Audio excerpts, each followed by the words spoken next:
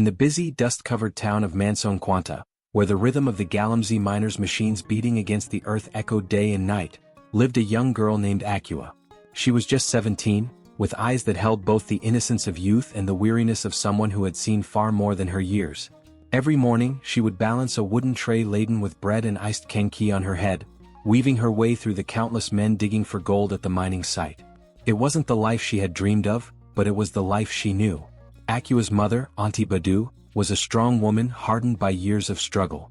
She taught Acua everything: how to sweet-talk the customers, how to make stew with just a little oil and salt, and most importantly how to survive in a world that seemed determined to crush them. But despite Auntie Badu's strength, there was always a sadness in her eyes, the kind that comes from a lifetime of carrying burdens too heavy to bear and not being able to give her kid the life she wanted. "Acua, remember to keep your distance from those men," Auntie Badu would warn Acua each morning. "They'll promise you the world but leave you with nothing." "Don't worry, Mama," Acua would reply with a smile. "I'm only here to sell kenki, not my heart." But hearts are fickle things. It was during one of these daily trips to the Galamsey site that Acua met Kwame. He was different from the other workers. Taller, with broad shoulders and an easy smile that made her cheeks flush. He was not an area boy, he had come from Kumasi. He'd buy bread from her every day even when he didn't need them. "You know," he'd say, biting into a bread, "this is the nicest bread I've ever tasted. Just like the girl who sells them." Acua would laugh, brushing off the compliment, but her heart would flutter every time he said it. Kwame was charming, and soon he was more than just a customer. He became her friend, and then, before she knew it, her lover. It wasn't long before Acua found herself carrying more than just a tray of iced kenki and bread. Her belly began to swell, and whispers spread through the town like wildfire. "Have you heard?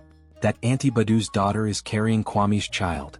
When she told Kwame the news, his smile faded and he became distant. "I can't take care of a child now, Acua," he said one evening, avoiding her eyes. "I have my own problems, and besides this work that we are doing, it doesn't pay that well. I can't start a family like this, I'm sorry." And just like that, Kwame was gone, leaving Acua to face the consequences alone. It was a pain she couldn't describe, one that gnawed at her heart every night as she lay awake, listening to her mother's labored breathing in the next room. Acua was crying every night, tearing herself apart for failing herself and her mother. Auntie Badu fell ill soon after, her strength fading as the days passed. "Mama, please don't leave me," Acua would whisper, holding her mother's frail hand. "Acua, you must be strong," Auntie Badu rasped one evening, her voice barely a whisper.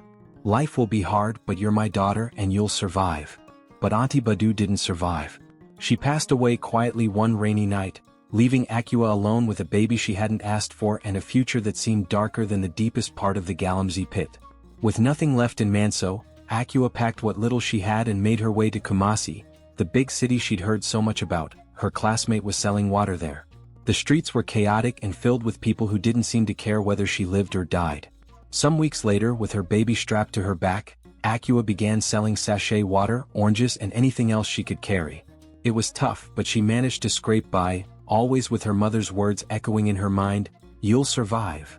One evening, as she stood at the traffic light at Amacom, holding her tray of oranges, a car pulled up beside her. The window rolled down, and she found herself staring into the eyes of a man who looked oddly familiar. "Excuse me, miss," he said, flashing a smile that made her heart skip a beat. "How much for the oranges?" "That will be 2 sadies, sir," she replied, her voice steady despite the nervous flutter in her chest. The man took his time as if trying to find the right words. "What's your name?" "Acua," she replied, lifting her chin slightly. "And yours?" "Kofi," he said, reaching for his wallet. "You know, Acua, I see you here every day. You work hard. That's admirable." Acua chuckled softly. "No choice, Kofi. Life doesn't wait for anyone." Over the next few weeks, Kofi began to visit the same traffic light every evening, buying oranges even when he didn't need them. He'd chat with Acua, making her laugh with his silly jokes and easygoing nature. For the first time in a long while, Acua felt something she hadn't felt in years: hope. It wasn't long before Kofi asked her out, and they began to date. He didn't mind that she had a child. In fact, he doted on the little boy, Asamoah, as if he were his own. For the first time since her mother's death, Acua allowed herself to believe that maybe, just maybe, she could have a happy ending. One evening, as they sat by the roadside, sharing a bowl of popcorn, Kofi turned to her with a serious expression. "Acua, I want to marry you." Acua's heart skipped a beat. "Are you serious?" she asked, tears welling up in her eyes. More serious than I've ever been, he replied, taking her hand in his.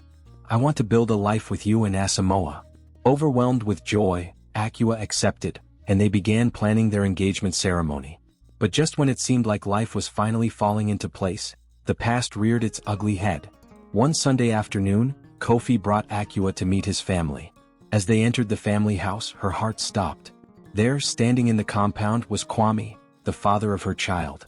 Kofi, what's going on? Akua whispered, her voice trembling. This is my older brother, Kwame, Kofi replied, beaming with pride. I wanted you two to meet.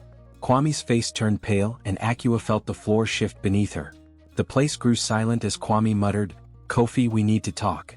Within minutes, everything unraveled. The family gathered, shock and disbelief etched on their faces as the truth spilled out.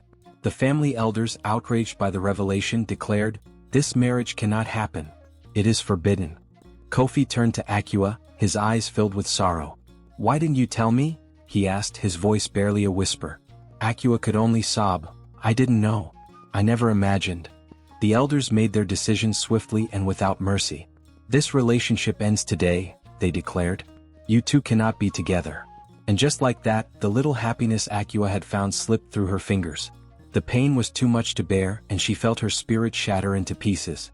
4 days she walked through the city streets, numb and detached, Asamoah clinging to her back, his tiny voice calling out, Mama, Mama, but her mind was far away. One fateful evening, as the sun dipped below the horizon, Akua found herself standing at the edge of a bridge overlooking the rushing waters of the Subene River. Her heart was heavy, her mind clouded by despair. Maybe I should just end it all, she whispered to herself, tears streaming down her face. As she stood there, battling with the pain that had taken root in her soul, the sound of her baby's cry jolted her back to reality. She looked at Asamoah, saw the innocence in his eyes, and felt a flicker of warmth in her chest. No, she said, shaking her head fiercely. I can't leave you.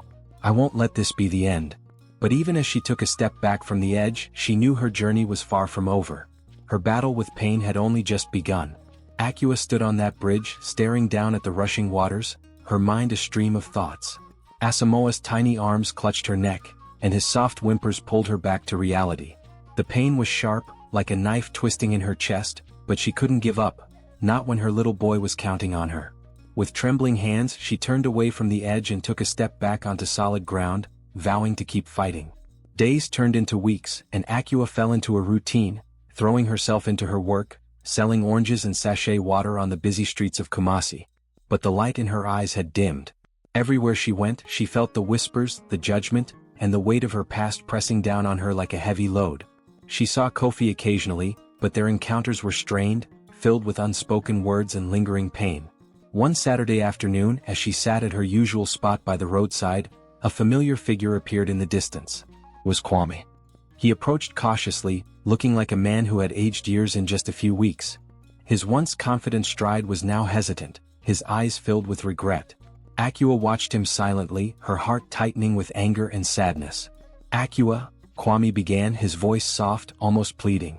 I know I don't deserve your forgiveness, but I had to see you. I need to talk. Akua folded her arms, her expression unreadable. What do you want, Kwame? She asked, her voice sharp. You've caused enough damage already. Kwame sighed, running a hand through his hair. I know, and I'm sorry. I was young, foolish, and scared. I ran away when I should have stayed. But I swear I never stopped thinking about you, or our son. The mention of Asamoah made Akua's heart skip a beat. You have no right to speak about him, she snapped. You left us. You abandoned us. I know, Kwame admitted, his voice cracking. But I want to make things right. I want to be a father to Kwaku. Please, Akua, give me a chance. Akua's eyes filled with tears, and for a moment she felt the old wounds reopen. It's too late, Kwame, she whispered. You can't just walk back into our lives after all these years. Kwame took a step closer, his eyes pleading. I know it's not that simple, but I'm willing to do whatever it takes. I want to be there for you, for him. I've changed, Akua.